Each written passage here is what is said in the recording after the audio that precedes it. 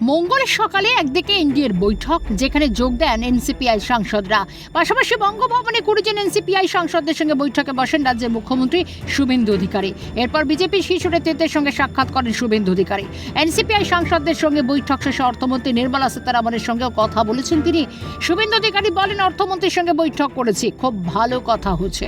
মুখ্যমন্ত্রী আরও বলেন, নির্মলাজি বাংলার সঙ্গে জুড়ে রয়েছেন। বিজেপি সরকারকে আনতে বাংলায় তিনি বহুবার গিয়েছেন। রাজ্যের আর্থিক বিষয়টি তিনি জানেন। চা শ্রমিক ও বস্ত্রশিল্প নিয়েও কথা হয়েছে উভয়ের মধ্যে। निर्मला जी बंगाल से जुड़ा हुआ है। उन्होंने बहुत बंगाल में बीजेपी सरकार लाने के लिए बहुत बार गया है, कैंपेनिंग किया है। खास करके फिनेंशियल मैटर छोड़ के तो सब पता है। उन्होंने आज 2 पर्टिकुलर सेक्टर के लिए उन्होंने मुझे बताया, उन्होंने भी इंटरेस्ट शो किया।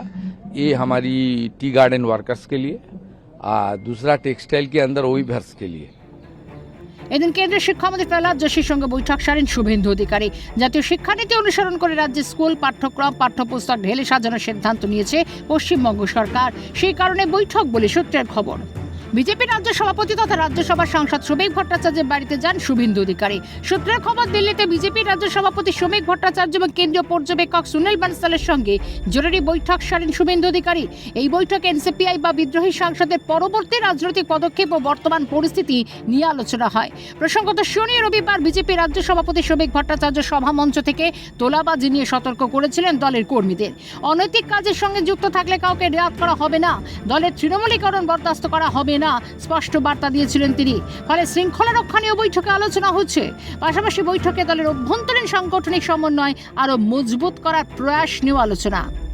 রাজ্যের বর্তমান রাজনৈতিক পরিস্থিতি, কেন্দ্রীয় রাজ্য নেতৃত্বের মধ্যে সুসম্পর্ক এবং অভিন্ন রণকৌশল বজায় রাখার বার্তা দিতে তড়িঘড়ি বৈঠক বলে মনে করছে রাজনৈতিক মহল। রাজা শাহ, রেশমি দাসের রিপোর্ট, ক্যালকাটা নিউজ।